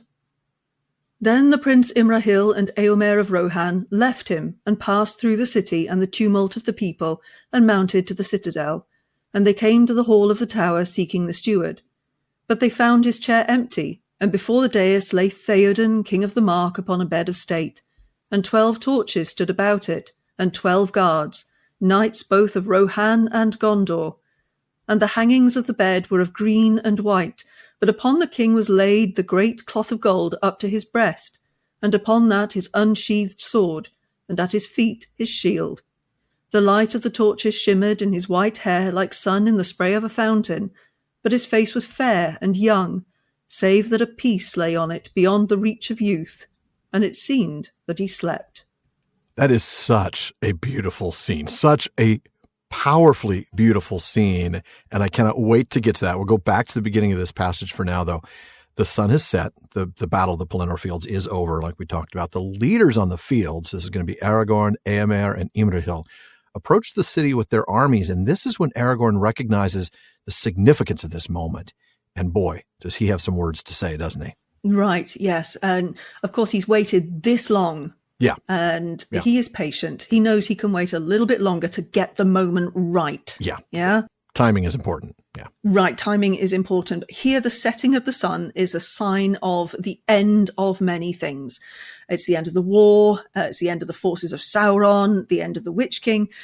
But it's also the end of Théoden. Yeah. And it's the end of the stewardship of Gondor. That's right. Particularly as it has been for 1,000 years. Exactly. But seeing as how Gondor has been under the rule of those stewards for those 1,000 years, he recognizes entering the city now without being invited could cause real problems and maybe even stir up another Gondorian civil war, such as the one nearly 600 years before. So he's not going to go in, right? I'm not going to go in. I'm not going to make a claim to the kingship until after the war with Mordor is complete. And in a way, right, why bother? I mean, if they lose to Mordor, does it matter whether you had a king when you got wiped out? Really, this makes really, really good sense. So he says, I'm going to stay outside the city in these tents and wait. Yeah. Right. And Éomer, and perhaps he's showing his youthfulness, his impetuosity a little bit here. A little bit, yeah. He's a bit bolder, and he wonders if Aragorn is going to allow his display of the livery of Elendil to be challenged. Yeah, and look, Aragorn's not going as far as that. I mean, if Denethor were to actually come down and challenge Aragorn, you can't display that livery, well, we'd have a whole nother conversation, but that's not what's going on here. No. He just knows the time isn't quite right. Yeah. He wants to avoid conflict with everyone except for Sauron and his armies. Yeah. You know, he knows to pick his battles. Exactly. So Imrahil, and Imrahil is another one of these characters that I wish we'd seen more of in the films, or seen in the films. You know, he recognizes the wisdom in Aragorn's delay. He adds a bit of personal knowledge. Let's remember again, Denethor was his brother-in-law, married to his sister Finduilas. And it's easy to forget that because it's such a small detail, actually, isn't it? Absolutely. Yeah. So he says that Denethor is strong-willed and proud, you know, just in case we hadn't noticed that. Yeah, here's my shock face. Yeah. I know, right? Yes. But Denethor is also old. Yeah. And that he hasn't been himself since Faramir was wounded. And that's going to be new info. Yeah, and since losing Boromir as well. Well, yeah, that's true. I mean, certainly hasn't been the same since Boromir's death. I mean, Aragorn undoubtedly remembers Denethor's character from his time in Gondor as Thorongil. Obviously, some of this is new to him. You know, he is older now. He's not been himself since Faramir's wounding. But we believe that Denethor has discovered Aragorn's identity through the Palantir. I wonder, though, if Imrahil remembers Aragorn as Thorongil. Oh, yes. I mean, we don't know. We don't have an answer, but wouldn't that be interesting? Like, wouldn't that be interesting? You were here some, 50 years ago. I don't know. It's an interesting thought. We were speculating about that last time. You know, if Denethor had not taken his own life and was involved in this transition of power, would he have recognized Aragorn as Thorongil and said, hey, you had a chance to press your claim then, you didn't then, you don't have the right now? It would have been a very interesting argument. Wouldn't it? And I think that could have caused the civil war that Aragorn is very keen to actually avoid. Exactly. Because, as Gandalf points out, Denethor doesn't have the right to deny the return of the king. And I think with Faramir and Imrahil, who would have undoubtedly taken Aragorn's side, Denethor would have quickly found himself in a completely powerless position. He would not have been able to withstand that, I don't think. Right. Yes, but I wonder if his pride would have let him. Yeah. Would he just retire off to his vacation home in Ithilien, or would he have, I don't know. Yeah. Who knows? Yeah. Who knows? It was an interesting discussion, that's for sure. But does Imrahil know? I don't know. We don't know. Yeah. He doesn't hint at all. No, he doesn't. Yeah, but whatever the case, Imrahil doesn't think Aragorn should sleep outside of the city in tents like a beggar at the door. But Aragorn, he denies this beggar title. He says he should be presented as a captain of the Rangers. Hey, we Rangers, we're used to sleeping outside in tents because we're tough and armed. That's what we do. That's right. Yes, it's just what we do. Yeah. I happen to love an early draft of this moment, by the way. Aragorn's response to Imrahil's like a beggar at the door line was to say, then I will not, laughed Aragorn. I will enter as one. So he's going to come in as a beggar, going into the city that way, sort of a tongue-in-cheek moment for the man who would be king. But I admit this version is a little more Aragorn-like, especially the current Aragorn. Yeah. Right, yes. This is Aragorn who knows he's almost at the end of the journey to reach his destiny. Everything needs to be carefully decided and rightly decided. Coming into his own and into himself at this time. So I can see why Tolkien changed that idea of him going in as a beggar. Ha. I know. Yeah. It doesn't quite work. No, that's very much a Strider out of Bree sort of moment, not an Aragorn coming into Minas Tirith moment. Yeah. Yeah, exactly. And like other characters we've discussed already, Aragorn has also grown. Yeah. Oh, absolutely. He has quite a bit. Yeah. Yeah. So he wraps up his banner. He puts away the symbols and he waits patiently. Right. Yes, he does. Right? And Imrahil and Éomer, they head into the city, they make their way up to the citadel, and they're looking for the steward. Now, bear in mind, they don't know yet that Denethor has, shock horror, taken his own life. Right. That's who they're looking for instead of... Right, exactly. But instead of finding him, they find Théoden laid out in honor on a bed of state. Correct. Now, this is a moment that, frankly, I would love to have seen in the films. It's one of those moments in the book that happens so quickly, and it happens in the midst of so many other things going on, that it's easy to miss among this sequence of chapters that move so quickly. But it's really beautiful, and I do want to linger here a bit. We've got the 12 torches, the 12 guards around his body, but what I want to point out is that the knights that are around him are of both Rohan and Gondor. This is a beautiful action, and it reflects this camaraderie and brotherhood of these two nations.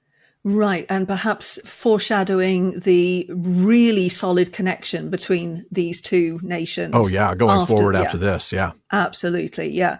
So recall at the end of the Battle of the Pelennor Fields when you and Sean were talking about the songs of the Mounds of Munburg, and that was a Rohirric song. Yeah. And while it started with the loss of Théoden, it quickly moved to the leaders of Gondor that had perished. Yeah. Herluin the Fair, Forlong, Durafin and Duilin, the Rohirric poet or maker, as the text called him, honored the Gondorian dead in exactly the same way that someone has decided to make sure that Théoden is fully honored. Exactly. And speaking of which, by the way, who is behind this, I wonder? I mean, okay, the Song of the Mounds of Munburg, we know there's a Rohirric maker, a Rohirric poet, but Théoden is dead, Faramir is dying, Imrahil and Éomer have just arrived, so it's none of them.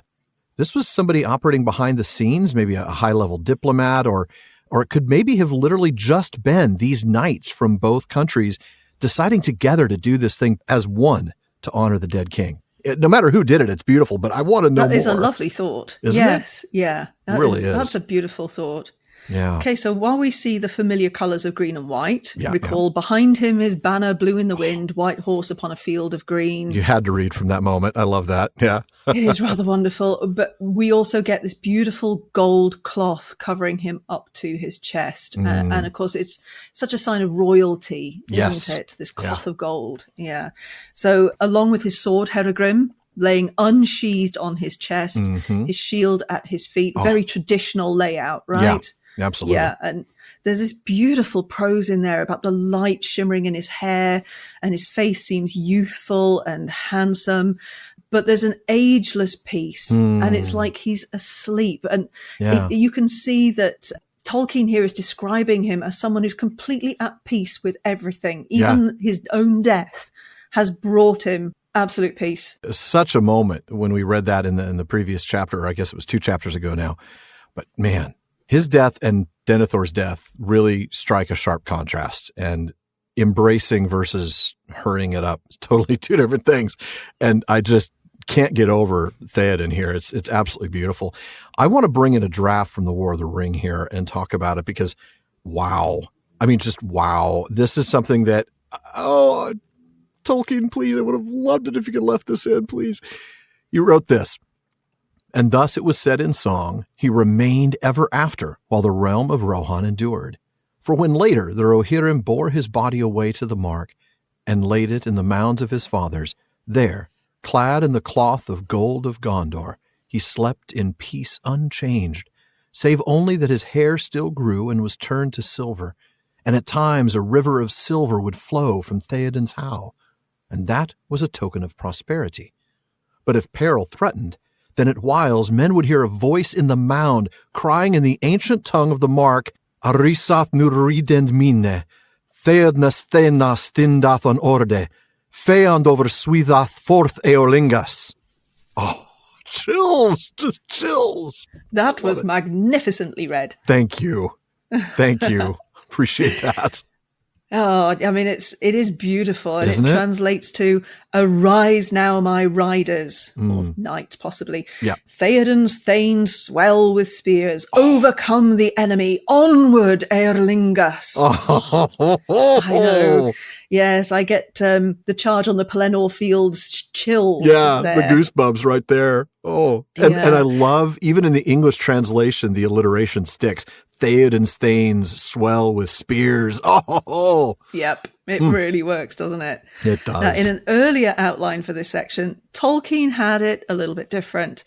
Théoden's hair and beard were golden. Gold would flow from his mound in times of prosperity. And when peril threatened, a voice would be heard saying, "Arise, arise, riders of Théoden. Fell deeds awake. Forth Eorlingas." Okay. I like the version that he developed that goes to the silver, especially after what you've talked about with alchemy. Right. I think that's really interesting. But also because he went back into Rohirric as opposed to modern English. I love that. Right. That's so cool.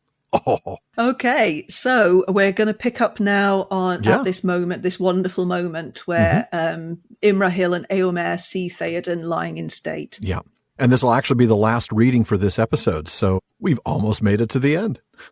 When they had stood silent for a time beside the king, Imrahil said, "Where is the steward, and where also is Mithrandir?"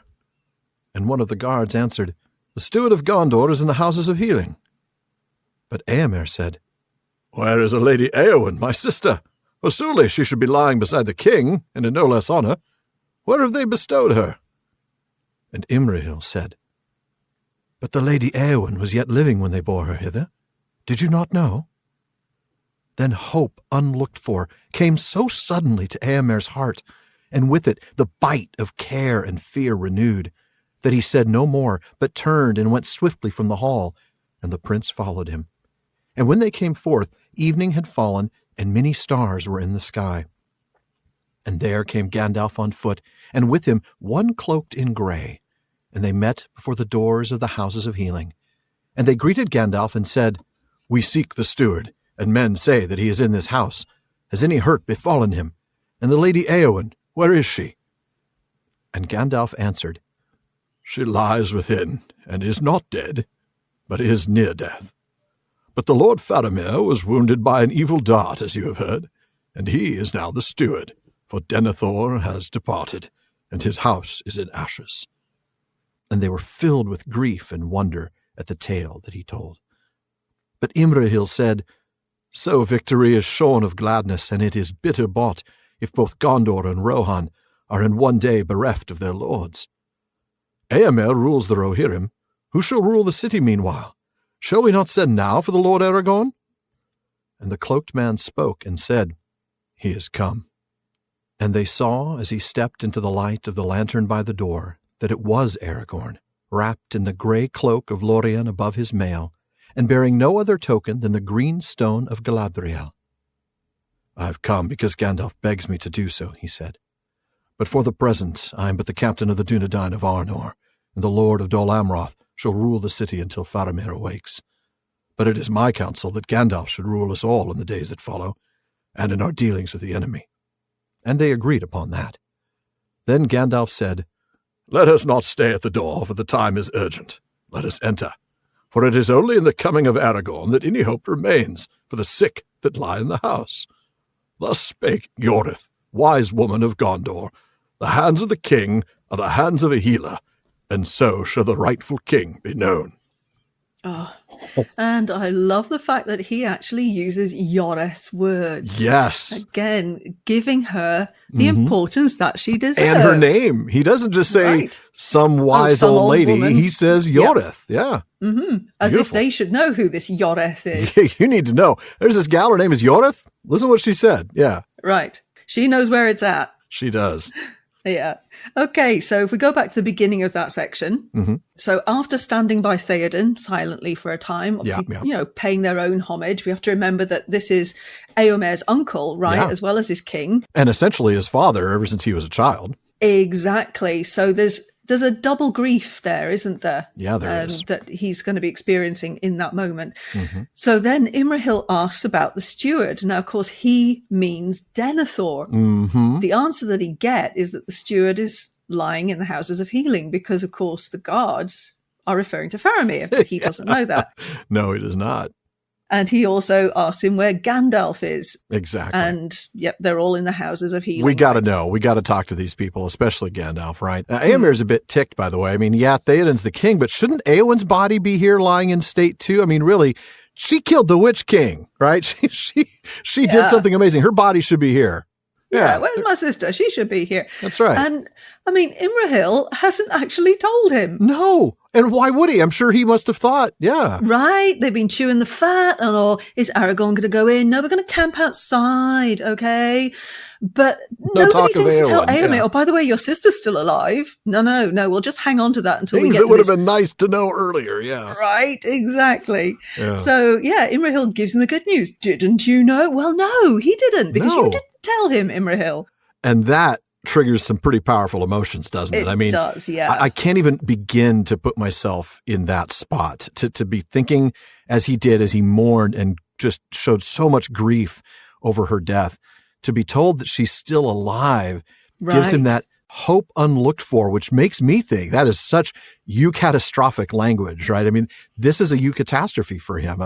You might call it in terms of the storyline a mini eucatastrophe, but for him, it's a full-blown eucatastrophe. She's alive.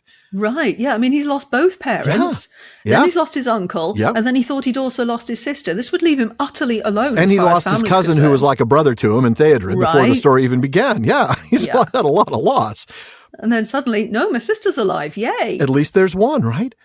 But along with that hope and presumably joy comes, and I get this, right? This fear, this bite of care, which I sort of read as worry or concern. Of course. I mean, what condition is she in? What do we need to do to keep her alive, right? Right, exactly. I mean, the last time he saw her, he assumed she was dead. Yeah. Now, that means she's not exactly up and skipping around, right? No, probably not. She's only mostly dead. Mostly dead, yes. But she's still hanging in there, apparently, but she's in the houses of healing. So he leaves immediately, and not surprising. Oh, my sister's alive. I'm going there. Yeah. And Imrahil actually does follow him. I like that about Imrahil, by the way. They come out, and it's definitely nighttime now. Yeah. The stars are out. Yeah. And they encounter Gandalf and a mystery figure cloaked in grey outside the houses of healing, where they ask the follow-up questions, right? So we hear the steward, who they think is still Denethor, is here. Has he been hurt? And is Éowyn also here? Now, Gandalf answers the second question first. He's a man who's wise. He knows which question is most important. He sees the look of concern on Éomer's face.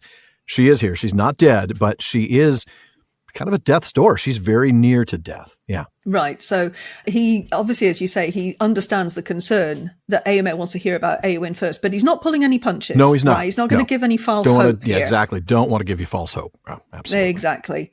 And he also rightly figures out that they're a bit confused regarding who the steward is. Right. So he explains that Faramir is the steward, but wounded. Mm-hmm. And then Denethor has departed. What a phrase. Oh, this next phrase. His house is in ashes. Oh, man. Now, how many layers can you read that Exactly. on, right? Exactly. I mean, certainly there is the literal, his body is now ashes. He's burned. He's gone. Yes, the house of his body, of his physical body, yeah. Right. But that also brings me back to the way that he has spoken, in this case, of Faramir over the last few chapters. If we go back to the Siege of Gondor, Denethor is saying the house of his spirit crumbles. He's speaking of Faramir and his fever. And in the first part of the last chapter, the Pyre of Denethor, he answers the question about where Faramir is. He's saying he's already in the house, burning, already burning.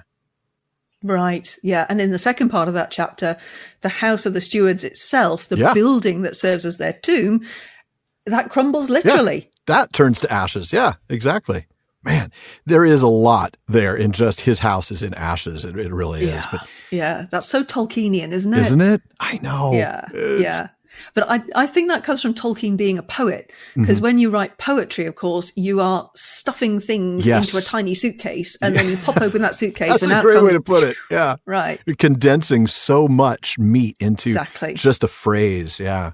So he tells them the full story. And I have to admit, I know that Tolkien doesn't relate the way he told the story, but I would have loved to have heard how he related those events. Oh, right. Yeah. I'd love to hear it through Gandalf's voice. What level of not scorn, but what level of judgment did he have for Denethor in retelling this story? Or did he show pity for a man who had succumbed to despair? How did he relate the choices that Denethor made and the argument that took place and the decision that he made? Would have been really interesting. Yeah. Right. I mean, we are talking about one of the wisest beings in Middle-earth who was taught by Nienna literally herself. the goddess of mercy. Yeah, exactly. Right? Yeah. So I would like to think that although Gandalf would have disagreed utterly with Denethor's choices, And he did. He made that quite clear in the last chapter. Yes. Yeah. But you can still you can hold the two things in your heart and your head, can't you? Exactly. They're not mutually Disagreement exclusive. and pity at the same time. And I think he would have felt that both of them. So Imrahil's summary nails it. Oh, yeah. This is a bitter victory. It's one with no gladness. Both lands have lost their leaders. Now what? Yeah, exactly. So he starts to think out loud. Okay. Éomer's king of Rohan. That's great. Who's ruling the city? Who's ruling Minas Tirith? That would be Faramir, but you've just said he's in the houses and wounded. Right. I mean, shouldn't we call for Aragorn here? Yeah. This is so interesting coming from a guy who could make a pretty strong claim to be the next steward if Faramir were to die. That's a very good point. I mean, sure, the stewardship has been hereditary in the House of Hurin for 1,000 years, but Denethor had his two sons, Boromir, Faramir. Boromir's dead. Denethor's dead. Faramir doesn't have any heirs. That line ends. Who gets the stewardship if there's no king? Right. Imrahil's got the best argument, no doubt about it. Yeah. Mm-hmm. Yep. Aragorn sure knows how to make an entrance, though, doesn't he? He hears Imrahil's question, shouldn't we send for Aragorn? Dun, dun, dun, dun, dun. Step dramatically into the light. He has come. Yeah. Anytime you speak of yourself in the third person, it's got some gravitas. Yeah. Well, that, or you're going to sound a little dumb, but Aragorn gets away with it this time. We'll acquit Aragorn of that here, I think. True, yes. True. He is here. He's only wearing two things that identify him. Yeah. His cloak from Lorien and the Elfstone. I love the choice of the Elfstone because that's of course deeply symbolic, right? The original Elfstone was said to have healing properties. In fact, going back to the history of Galadriel and Celeborn and Unfinished Tales, we read specifically that the hands of one who held it brought to all that they touched healing from hurt. That's a great connection, right? Isn't it? Yeah. He explains why he's here, and he needs to explain why he's here because Imrahil and Éomer came into the city because Aragorn said, no, I'm going to camp out here with my bros. Right. Yeah, and then suddenly they get in and he's already there. What? Huh? Yeah. Hang on. I thought you were outside pitching tents, but anyway. Apparently Gandalf has begged him to. So some point in the meantime, while Éomer and Imrahil were climbing up to the citadel and blah, blah, Gandalf has got a message out to Aragorn to say, please, we need you, come in. Got to be here. But he also explains to them that in this moment, he is just the captain of the Rangers, the Dunedain of Arnor. That's right. And that's it. Mm-hmm. And in fact, he answers the question of who's going to rule the city by saying that the man who asked the question, Imrahil, will rule Minas Tirith until Faramir wakes up, which again makes sense. He would be the steward if Faramir were to die, or would most likely be the steward. Absolutely. But then he offers some kingly advice. I think we all should let Gandalf rule us in the very near future, especially when it comes to our dealings with Sauron. Good call. Yeah. And nobody argues with him on that one. Yeah, I wonder why. Yeah, I mean, Gandalf is clearly the best choice for leader at this point, right? Yeah. Because everything's in uproar and he's the one who oversees everything. So he's the right choice. Yeah, and so he leaves, right? Yeah. So let's not just hang out here talking. Let's get in and help. That's right. And that's because only Aragorn's arrival brings hope for those who are inside the Houses of Healing suffering from this malady, the Black Shadow. And that's when we get that cool moment that you talked about immediately after the reading, where he not only quotes Yorith's lore about the hands of the king being the hands of a healer, he calls her a wise woman of Gondor and names her, which I absolutely love. Right. Yeah. And I'm really happy to see my girl Yorith getting her moment in the sun here because she should do. She should. And she'll be pointing out that it's her moment in the sun later in the chapter, won't she? Absolutely. Yeah. And it's also important to remember some other things about Yorith, right? I mean, she's made a courageous choice to stay in the city that she knows and loves in the face of overwhelming and mortal danger. Right? Yeah. So her character might be a minor role, but she does actually have a lot to do and to say. And here's the other thing. Yorith has more lines than Arwen in the whole of The Lord of the Rings. But that means, we should pay attention to that which she has to say, because actually she does have some really important things to tell everybody. She actually, to me, she draws the past up to the present, but in a useful way, because a lot of the things that have been going on in Gondor have been looking back to the past in a really unuseful way that have made Gondor quite sterile. They're not looking forward at all. They're kind of stuck in the past. Whereas Yoreth's approach to it is more practical, where it's easy to dismiss these things of the past. Oh, these are just old wives' tales. But actually, she has some practical knowledge, wisdom from the past to bring forward into the present that will actually have a resonance into the future. Yeah, a very, very practical effect that will quite literally save Gondor itself. Yeah. Right, exactly. So go, my girl Yoreth. For it is only in the coming of Barlaman that any hope remains for the questions that lie in the bag. Sara, what does Barlaman have in the mailbag for us tonight? Okay, so Louis K. writes in with a question about the Siege of Gondor. He says, when Pippin and Beregond look out from the citadel to see the Nazgûl circling and menacing Faramir's returning company, I started to wonder, why?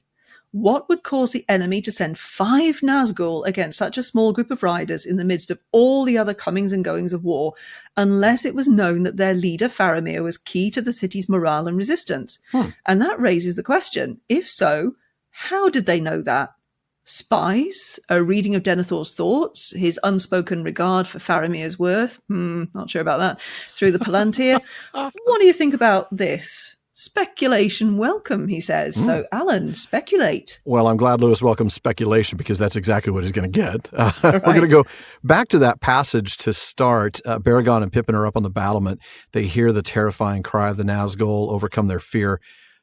Beregond first does that, and then Pippin. And they look out on the field where they see 5 bird-like forms, horrible as carrion fowl, yet greater than eagles, cruel as death. Pippin identifies them as black riders of the air. He, of course, recognizes that cry immediately as the one he'd heard in the Marish all those months before. And he's the one who then gives us the play-by-play. They are looking for something surely. See how they wheel and swoop, always down to that point over there? And can you see something moving on the ground? Dark little things. Yes, men on horses, 4 or 5. Okay, now let's fast forward a little bit. In their conversation with Denethor, we learned that Faramir had been at Caer Andros the night before, but that as the dark drew on, I knew that haste was needed, so I rode thence with 3 others that could also be horsed, sending the rest of his force, to strengthen Osgiliath. Now, the date at this time was March 10th, the dawnless day. The Tale of Years tells us that an army from the Morannon takes Caer Andros and passes into Anorion. Frodo passes the crossroads and sees the Morgul host set forth. All that to say, there isn't necessarily a lot of other comings and goings of war at this point, for this exact moment, for these 5 Nazgûl to be dealing with, right? They are advanced scouts in a way, right? Whether it's Faramir or not, they know that a small group of men, scouts perhaps themselves, are returning to the city with news, maybe even news about that approaching army to Caer Andros. So in a time where battlefield communications are limited to the speed of horses and maybe who can yell the loudest, if you eliminate a source of intelligence gathering, that's going to be a top priority for an advanced recon force, and that is essentially what these 5 Nazgûl are. They are gathering their own intelligence about enemy forces and disposition and all of these kinds of things to take back either to Sauron or to the Witch King, probably the Witch King. I don't think they actually care or even know that it's Faramir in particular here. There's just 4 targets. They're the only targets out there. Everybody else is in the city. They clearly have some information because they've been coming from Caer Andros. We need to take them out so that they can't deliver this news. But it is an interesting question. So I'm going to give you the hard part, Sara. If they did know that it was Faramir and they knew that Faramir was important, how would they have known this? Okay, so I think there's 2 possibilities. Okay. Right. So one is through the Palantir. Not that Denethor was looking at the Palantir going, hey, Sauron, so I have this really great son, right? And so Nirna sucks to be you because I have a Faramir and he's just awesome. I just can't hear Denethor saying this sort of thing. But there's no doubt that Sauron can read more into Denethor because of him actually accessing the Palantir. So it's quite possible that Sauron has picked up on the fact that Denethor has 2 sons and, you know, he may not have names, but he knows that there's these 2 sons. And that actually would not surprise me. He might have even gotten the name of one of them from Saruman. Right. Through his communications with the Palantir. Exactly. Right. Because of Boromir going up through the Gap of Rohan on the way up to Imladris. Right. So there's all sorts of ways in which he could have found out through the Palantirs. But I think there's one other possibility, and that is that Faramir and his men are out in Ithilien causing trouble. Yes, they are. Okay. No doubt. And they have been able to disrupt the movement of troops. They've been able to do all sorts of things there. It would not surprise me at all if, not necessarily to start off with Sauron himself, but if leaders of troops in that area knew that there was this band of guerrilla fighters, right? And that they're clearly being led by somebody. And Sauron is clever enough to put 2 and 2 together and make Faramir, So you've got the stuff that's coming through the Palantir, plus the knowledge that somebody is leading troops through Ithilien and doing all sorts of, damage off and on the way that guerrilla troops can do. And now he's traveling with intelligence back to the city. Exactly. So that's the other possibility, right? But if we add all that into what you said about, oh, look, there's 4 people coming from Caer Andros, we need to take them out, then I think all of that kind of plays in together, doesn't it? Yeah, I mean, I think it's easy. I know I do this a lot, and I'm not saying, Lewis, that you've done this because I don't know, but it's very easy for me sometimes to mix up what happens in the films with what happens in the books. And the timeline is much more compressed in the films. This is days before the attack. So, Sauron's forces are, at Caer Andros and coming out of the Morgul Pass. They're nowhere near the city yet. So there's not any comings and goings of war. I mean, maybe you have the troops coming from the southern fiefdoms of Gondor coming up that road, but that's not the direction that Faramir and his 3 other riders are coming from Caer Andros from the northeast. So, it seems to me like it's just a matter of, here's a target. They clearly have some information or taking some information back. We're going to take them out. Yeah. Right. Yeah. I mean, Sauron may well know the existence of a Faramir. Sure. Why not? But the idea that Faramir is one of them might be stretching it a little bit. Yeah. Or that he's super important to the battle. Yeah. Yeah. Okay. So do we have time for one more, Alan? I believe we do. That moment in the text was followed by Faramir seeing Gandalf and Pippin in the city and being more than a little shocked, but primarily it's seen by the presence of Pippin. Well, that caught the attention of Jens, who writes in and asks, shouldn't Faramir be surprised seeing Gandalf being alive? How can Gandalf be alive when Frodo saw him fall to his doom by a Balrog? Faramir seems to take Frodo's story for fact, sensing his dread upon the story and his emotional presentation of Boromir's role. Jens also mentions Faramir's perceptiveness as a reason to rely on the idea of Faramir believing Frodo's tale, and I think he's right there. He goes on to say, I think the story leaves room for Faramir and Gandalf having a quick conversation on the topic, riding through the streets of Minas Tirith as I remember it. But it seems more to me that Tolkien forgot writing about Faramir's surprise seeing Gandalf alive. How do you think the conversation would go? That's an interesting one. Sarah, what do you have? Okay, so interestingly, we don't actually get to witness Faramir's initial meeting with Gandalf. That's right. So he very well could have been surprised and had a quick chat with him like, oh, I thought you were dead. But let's go back to the Siege of Gondor for that moment as well. Yeah. So shortly after the passage we read for the last question, Pippin watched and he saw the horseman and the White Rider meet and halt, waiting for those on foot. Men now hurried out to them from the city, and soon they all passed from sight under the outer walls, and he knew that they were entering the gate. Guessing that they would come at once to the tower and the steward, he hurried to the entrance of the citadel. There he was joined by many others who had watched the race and the rescue from the high walls. Right. And then later, as they enter the city, we get to see Faramir surprised at encountering Pippin. Whence come you? He said. A halfling, and in the livery of the tower. Whence? But with that, Gandalf stepped to his side and spoke. Now, only later in the meeting with Denethor do we get Faramir's revelation. For this is not the first halfling that I have seen walking out of northern legends into the Southlands. So there's a gap there, and it's a fairly sizable gap because Pippin watches all of these people going into the city. They all pass from sight under the outer walls, entering the gate. So that's going to take a few minutes, right? Well, so there's a gap for a pretty reasonable length conversation between Faramir and Gandalf. I mean, they even waited outside before going in, right? Because they were waiting for those on foot. So yeah, I think there's probably quite a bit of time. There's time outside of the city while they're waiting for the infantry. And then there's time as they make their way up to the citadel, which is where Pippin is. Yeah. And I think a quick chat would solve this whole, Gandalf, I thought you were dead. Yeah. Even though I think Faramir had genuinely believed Frodo, which Sure. Jens, I think he did for all the reasons you suggested. 100%. I mean, I can see it now. Mithrandir, you are hope unlooked for. Thank you. And why would you not look for me here at the defining moment of the age? I had believed you to be dead, my friend. I was, actually. I much prefer being alive. Thank you very much. Absolutely. Yes. I look better in white than I ever did in grey. Yeah, exactly. Yeah, Yes. It's a long story, Faramir. We should have a beer sometime and I'll tell you all about We'll go to the pub when the battle's happened. over, but in the meantime, just know I have been dead, but I'm back. So, yeah. Yep. Surprise. Ding. Well, folks, that wraps it up for another episode of the Prancing Pony Podcast, but come back again next week when Pippin claims to have known all along who was on those black ships. Yeah, not so much as it turns out. But spoilers for next week. That's right. Folks, Alan and I want to thank the members of Team PPP. Editor Jordan Rannells, Barliman Becca Davis, Social Media Manager Casey Hilsey, Event and Patreon Community Coordinator Katie McKenna, Graphic Artist Megan Collins, and Website Guru Phil Dean. Mm-hmm. And speaking of the website, please be sure to visit us there at theprancingponypodcast.com. We've got show notes, some hilarious outtakes.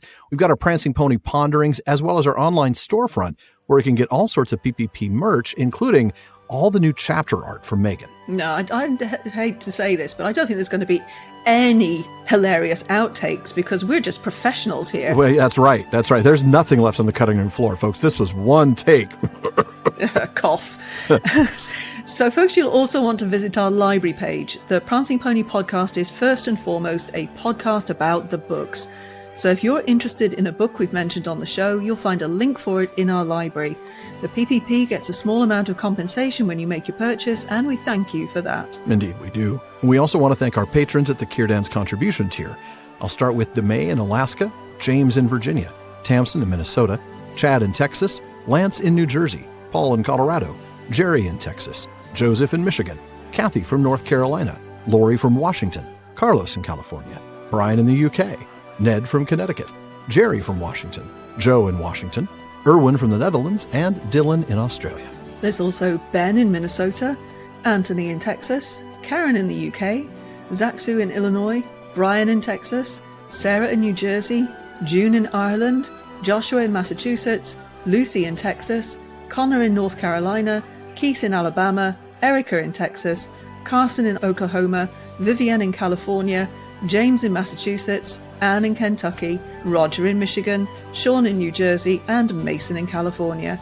Thank you all so very much for your support. Indeed. Thank you very, very much. Make sure you don't miss any episodes of the Prancing Pony Podcast. Subscribe now through Apple Podcasts, Spotify, Amazon Music, or your favorite podcast app.